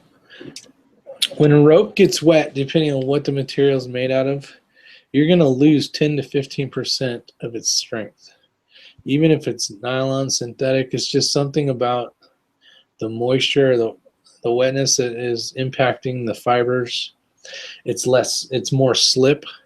So you're either going to slip the knot, or it's just you're going to lose 10 to 15% of the max, whatever the max is, depending on what size rope, who makes it, so on and so forth. So that's the figure 8 bend with 2 safety knots, 1 on each side. Okay? Yep. Did you get that one? Yep. Yeah? Or no? Amazingly enough, yes, I did. Okay. Yeah, if you can just follow it all the way through. Now, see how the 2 ends are on the opposite ends are opposing? We are going to do the same thing, but we're going to feed it through the side we're going to pretend we went around something on. So what I want you to do is to tie a figure 8 stopper knot. Kind of try to do it in the middle of your rope, unless the rope's really, really long.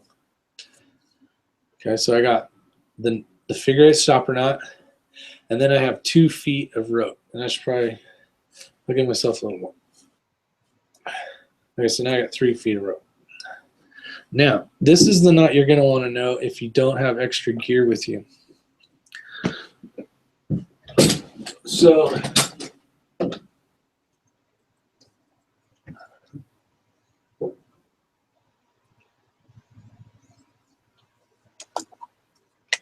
this is a tree.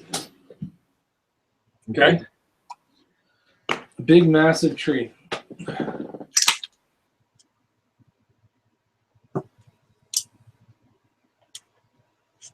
Hold on 1 second, sorry.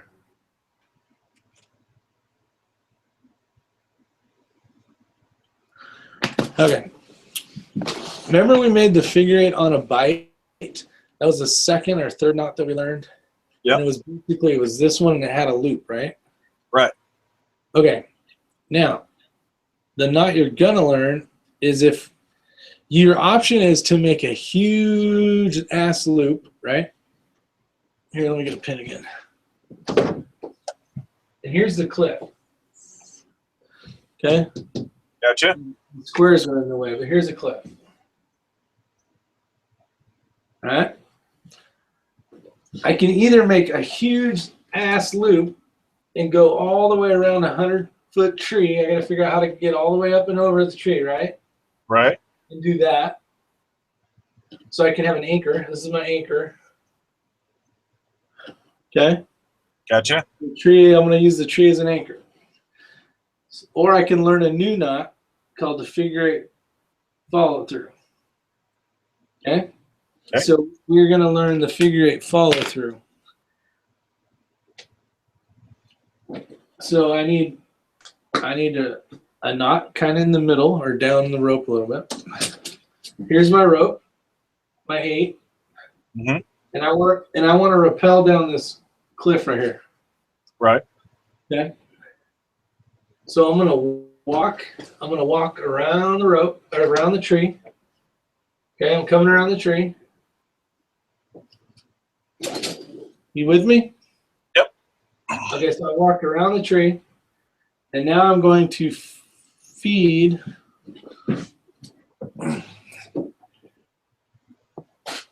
where last time we went this way, where it was a tail. Right.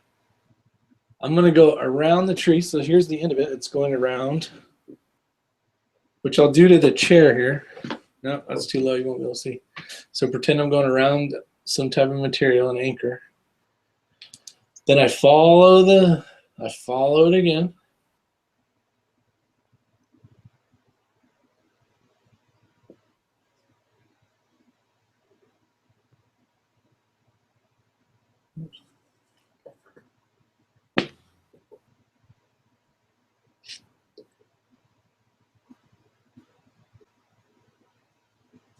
All right, and then I end up with the exact same thing as a figure eight on a bite.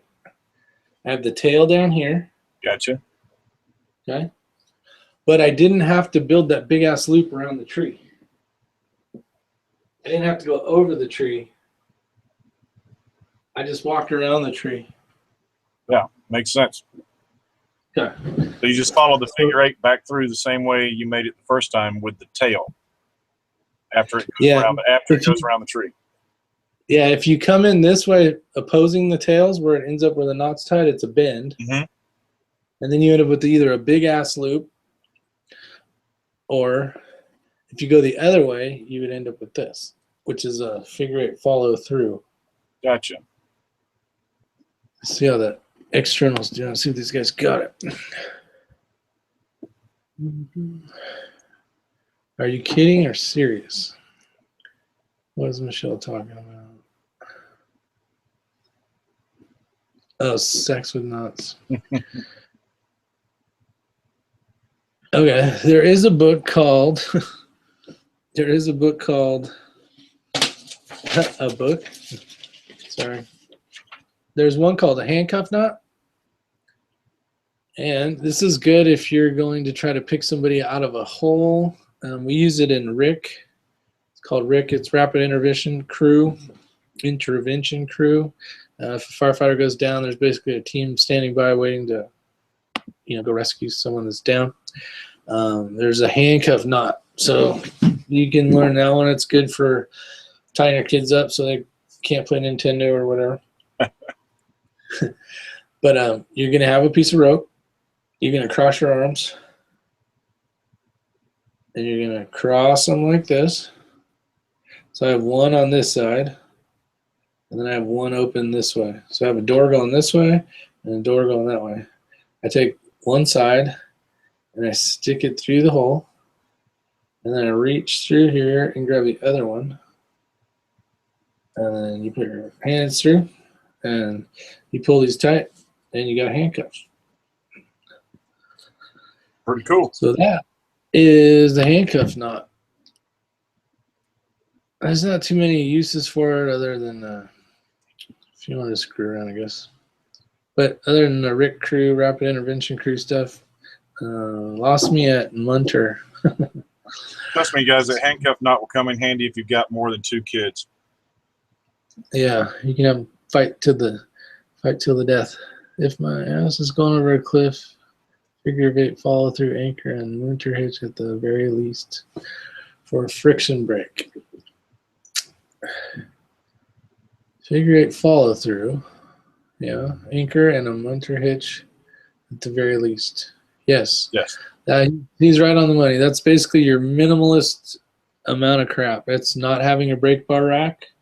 Those big ol' ass heavy things that I showed you. It's using a carabiner and a Munter hitch for. You should jump on here, Stump. The link's in the description.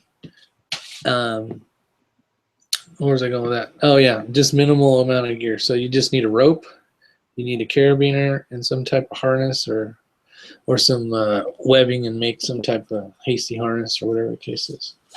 It's in the bottom of the description if you guys are interested. We're already at 2 hours and we got 14 people watching. Yep. We got 4 thumbs down, which is quite a bit. No, I don't cave rescue. It's mostly every other rescue but cave rescuing. And the only reason why is there's just really not that many caves around here.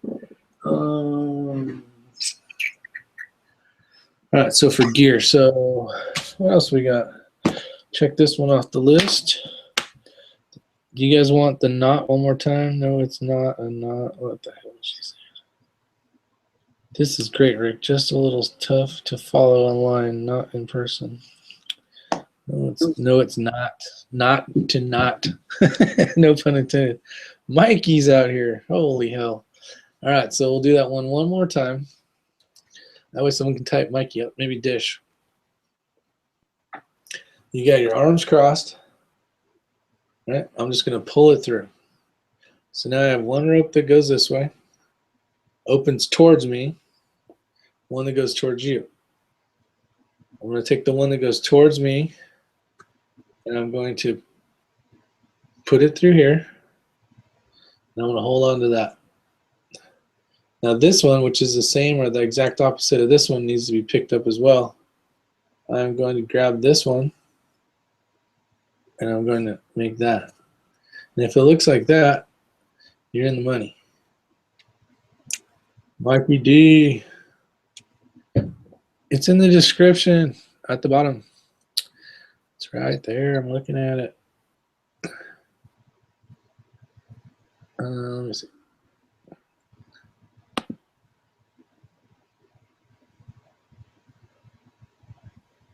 It's on the Google Plus one, I think.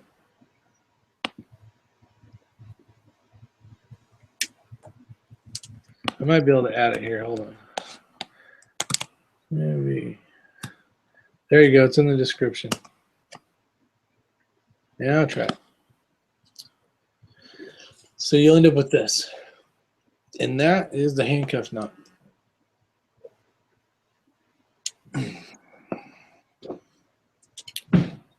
Fun for all kinds of things. Mm-hmm. Let's see the wife's text me here.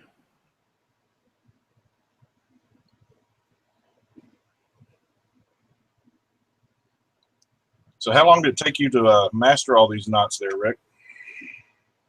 Well, I wouldn't call it master. I've been doing it for a long time, though. I started out in '89 with, and I just fell in love with rescue stuff. I like ropes, knots, that kind of stuff. One of my good buddies, we used to go out all the time and screw off, go rappel down different cliffs and dams and that kind of stuff. There's a lot of fun out there to be had if you got the right stuff and you trained and you're not going to go out and kill yourself. Let's see. All right, so we did the figure eight follow through. If there's a knot you guys can't do or you had a shitty time doing it, couldn't understand it, we can go back to it. Did we do the double figure eight on a bite? I think we did. Yeah. Yeah, back about an hour ago. This one where you Brian McCallum yeah. saying there's no link at the bottom. Huh. Let me refresh maybe. Let me see. It's at the bottom under the Facebook. It's kind of hidden there. Let me refresh. Try it now. Try it now. See if it's back there. On mine, I'm just seeing the Facebook. I'm not seeing anything below it. I mean, yeah, I don't see it either. Let me try it again. Okay, hit edit.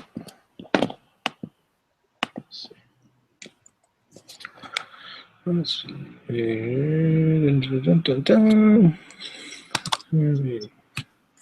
Okay, I'll say Hangout Google's right below. Oh, save. That's why. You'll see it now. I'm probably gonna take about a five minute break. okay. I don't know if you want to BS with the people. Yeah, it's showing up on mine now after I refreshed the Hangouts Google link Yeah, right below Facebook. All right. Well, Well, it's actually been 2 hours. We can do an after chat or Okay. whatever. I'll say Google's right below. Say. But I need to call my wife, see how she's doing. I haven't talked to her in a little bit. I'm probably gonna And, take about a So we can do an after chat if you guys are interested. Yep. Maybe look back in a half hour or something. We'll call it the same thing. Maybe 2 or It's coming something. up on mine now after I refreshed the Hangouts Google link. It's right below Facebook. All right. Yeah, it's showing up now. It's only 8 o'clock here, so give me like a half hour, 45 minutes, and we'll come up with some stuff. We'll get a lot more people on the panel that want to join in. It'll just be a fun one. All right. Thank you guys for coming. Sounds good to me. I'm probably gonna take about 17 thumbs up. That's awesome. So stay tuned for another one here in a little while. Thank you guys. All right, man. All right, I'll see you in a little while. I'll Okay. send you the link to the next one, and then we can get everybody else in here. Sounds good. All right. Thanks again for coming. I appreciate it. No problem. Thanks for having me. Yeah, no worries. Learning some things tonight. Heck yeah. Some things I need to practice a lot. Well, there's just so much you can do with all the stuff. If whether, because I want to do like truckers' hitches and all the crap that you would use out in the field, or tie shit to your truck, or you know what I mean. It's just you got to understand the knots first before you can. You can't say, well, just tie any knot here in order to make that knot. You gotta start somewhere. So I definitely appreciate it. Yeah, you show me a couple that at least keep my butt from falling down on the ground when I try to tie my hammock up camping. That's awesome. Good. All right. Well, I'll see you in a few. All right, man. Take it easy. Look for my link. How'd you get it last time? Google Plus? Email? Yeah, Gmail. That's through the Google Plus one, right? Yep. If I go to your YouTube account, I can just hit it? Yep. All right. Cool. See you in a minute. All right, man. Bye, everybody.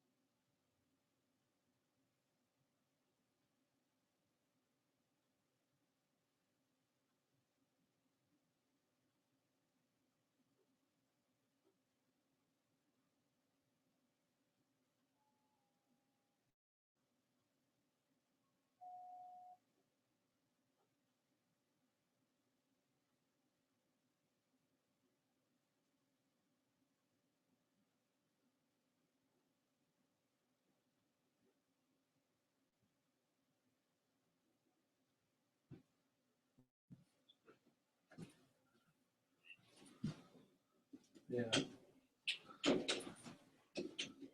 Makes sense.